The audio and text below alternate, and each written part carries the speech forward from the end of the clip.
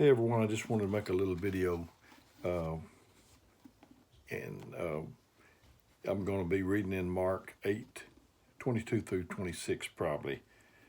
And I love the book of Mark. The people at Meridianville know I love Mark. It's just chock full of things. I just would like to read that book, but it's Mark 8, starting at the 22nd verse, said, "And he cometh to Bethsaida, the he here is Jesus.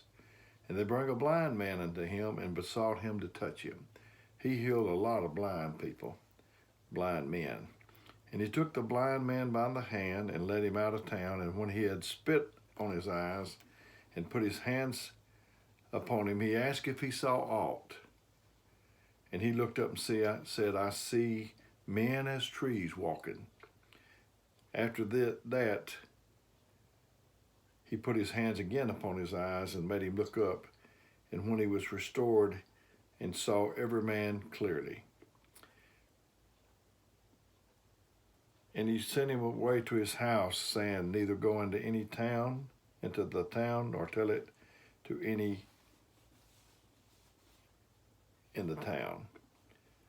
The first touch, he spit in his eyes, on his eyes. We would certainly have a problem with that today, but Jesus, he healed a lot of different methods. The first touch came and he saw men as trees walking. That's not how we want for it to wind up.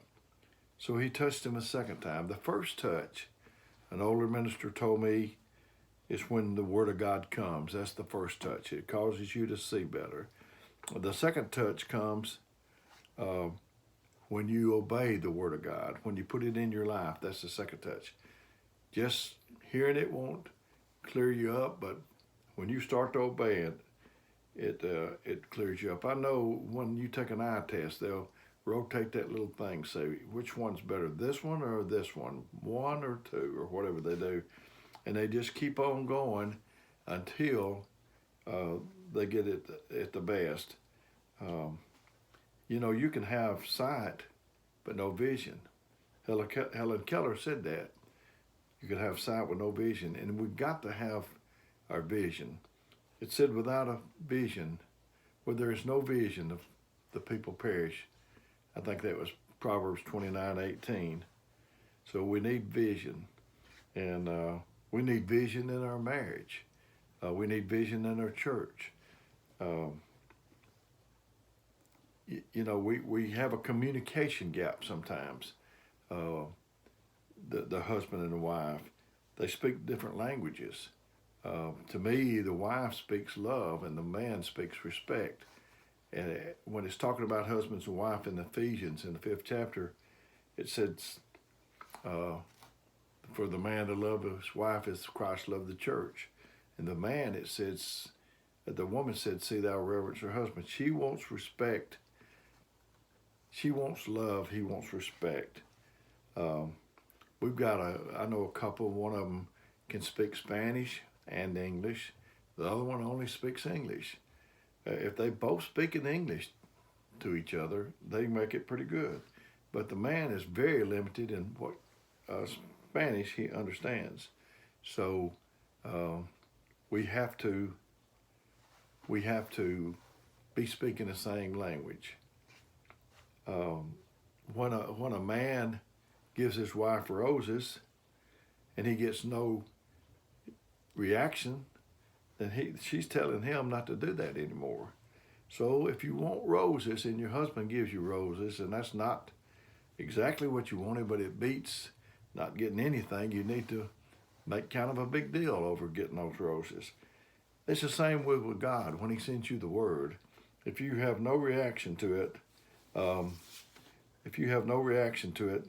then God doesn't have any incentive to send you the word again.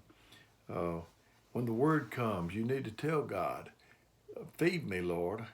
I remember my children, they used the word hungry. I don't know where they got that word, because we always said hungry, but they would say, I'm hungry. And you better believe when they said they were hungry, my wife would get them something to eat. But you need to tell God I'm hungry. Don't go around acting full. Don't go around acting like you don't need any word. Then that's what you're going to get. Nagging don't work. I know I'm kind of on this, that, and the other, but I think all of this, if you'll listen, could probably help you. Nagging don't work. You might can out-talk your mate, but nagging will not change them. We need to pray for clarity. We need to pray for that second touch.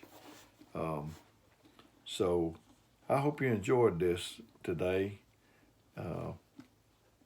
As I said, when that word of God comes, that's the first touch. But you need that second touch.